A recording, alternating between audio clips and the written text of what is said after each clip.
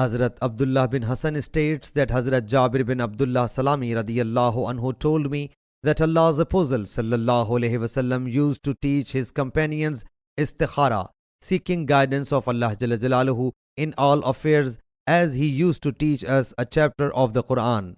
He sallallahu alaihi wasallam would say, when any one of you intends to do something, he should perform 2 units other than the obligatory prayer, and then say, O Allah Jalla Jalaluhu, I beseech you for the goodness through your knowledge, and I request for the power by your power, and ask you for your great bounty. You have power whereas I don't.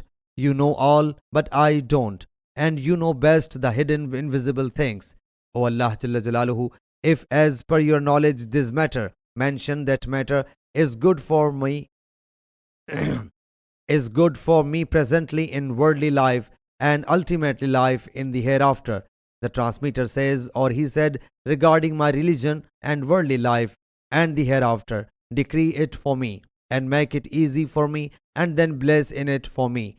And if according to your knowledge this matter is unfavorable for me regarding my religion, my worldly life, and the life in the hereafter, or he said, presently and ultimately, keep me away from it, and decree good for me wherever it lies, and then make me pleased with it.